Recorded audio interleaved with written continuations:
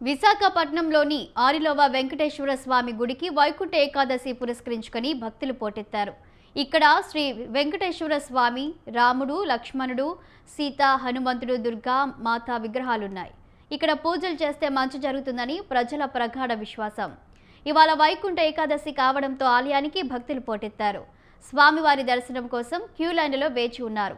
దీనిపై మరింత సమాచారం మా ప్రతినిధి సూర్యప్రకాష్ అందిస్తారు.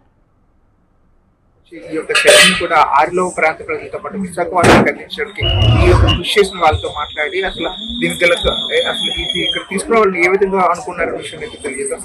అసలు చెప్పండి, అసలు దీన్ని ఎలా ఏర్పాట్లు చేస్తారు, ఎన్ని రోజులు దీనికోసం శ్రమించారు? ఓం నమో వెంకటేశాయ.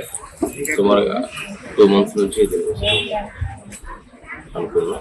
మా గురుగారు దానికి ఈరోజు ఈ కార్యక్రమం చేయడానికి వచ్చి నేను కూడా మీతో పాటు భాగస్వాములై ఈ ఒక ముక్కోటి ఏకాదశి నాడు స్వామివారి దర్శన భాగ్యం మీ ఆరిలోవ ప్రాంత ప్రజలకి కల్పిద్దామని చెప్పేసి ఆయన ముందుకు వచ్చి మా ఒక కమిటీకి ఆయన కూడా సహకరించి భక్తులందరూ ఈ ఆరిలోవ ప్రాంత భక్తులందరూ కూడా ఈ వైకుంఠ ఏకాదశి నాడు స్వామివారి దర్శనం పొంది స్వామి ఆశీస్సులు పొందుతారని కోరుతున్నాను.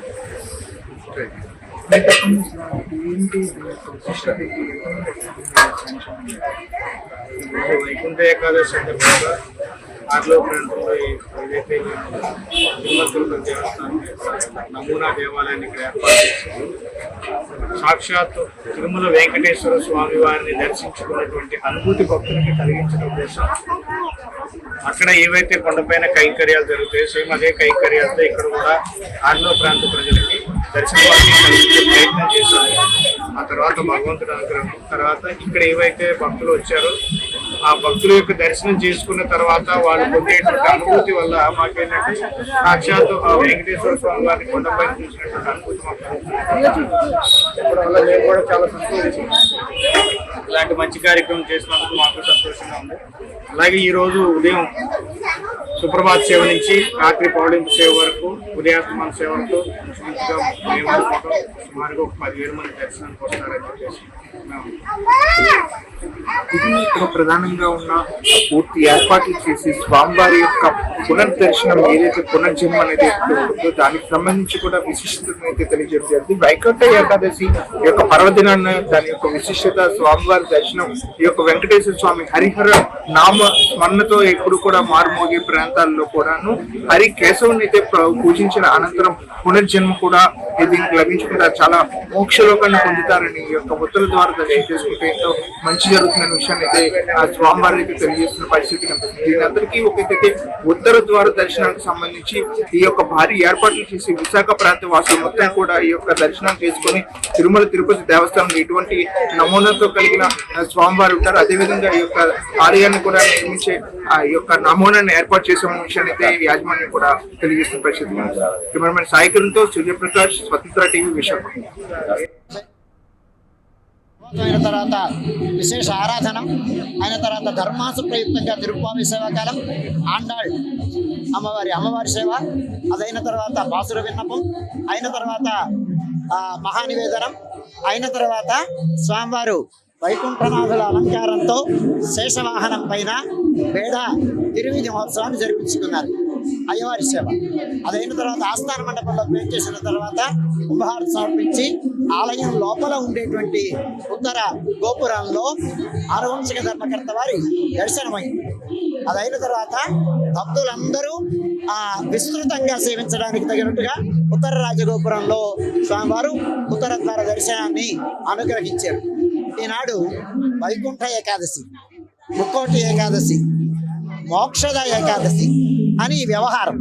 అంటే ఈ ఏకాదశి నాడు ఏకాదశులు చాలా ఉన్నాయి, మనకి సంవత్సరంలో వస్తాయి. కానీ ఈనాటి ఏకాదశికి చాలా విశిష్టమైనది ఏకాదశి వాళ్ళ. ఎందుచేతనంటే 33 కోట్ల దేవతలు ఉత్తరాభిముఖుడైనటువంటి స్వామిని వైకుంఠలోకంలో సేవించి స్వామి అనుగ్రహానికి పాత్రమైనటువంటి రోజు ఇవాళ. అందుచేత దేవతలు ఎలాగైతే అసురుల నుంచి ఇక్కట్ల నుంచి విముక్తిని పొంది స్వామి అనుగ్రహానికి పాత్రమయ్యారో అలాగే భూలోకంలో ఉండేటువంటి వాళ్ళందరూ కూడా ఈ భూమండలాన్ని అంతటిని వైకుంఠలోకంగా భావించి ఇక్కడ ఉండేటువంటి వైష్ణవ క్షేత్రాలలో ఉండేటువంటి స్వామిని వైకుంఠ నాథుడుగా భావనం చేసి ఆ ఆలయాలలో ఉత్తరాభిముఖుడుగా స్వామిని సేవిస్తే ఆనాడు దేవతలు పొందినటువంటి నిత్య కైంకర్యం అంటే మోక్షం మనకి లభిస్తుంది అనేటువంటి విశ్వాసంతో ప్రతి ఆలయంలోనూ ఈ ఏకాదశి ఉత్సవాన్ని జరిపించుకోవడం పరిపాటి అనుచారమైన సంప్రదాయం. ఈనాడు మనం కూడా స్వామిని ఉత్తర అభిముఖుడుగా ఉండేటువంటి స్వామిని సేవించి స్వామి అనుగ్రహానికి పాత్రం కావాలి అని మిమ్మల్ని అందరినీ ఆహ్వానిస్తున్నాను. ఇవాటి నాడు స్వామిని సేవిస్తే మోక్షం నిశ్చయప్రచం అని మనకి శాస్త్రం చెప్తోంది. అందుచేతనే ఆలయాలలో అన్నింటిలోనూ కోలాహలంగా భక్తులు భారతీయ సంస్కృతిలో విశ్వాసం మనోభావాలతో కూడినటువంటిది కనుక అందరూ కూడా ఈనాడు ఎవరు విడవకుండా ఉత్తరాభిముఖుడైనటువంటి స్వామిని ఆయా క్షేత్రాలలో సేవించి స్వామి అనుగ్రహానికి పాత్రం అవుతారు. మనం కూడా స్వామి అనుగ్రహానికి పాత్రమయ్యి చరితార్థం చేసుకొని తురియంలో జీవ అవసానంలో మోక్షాన్ని పొందుదాం.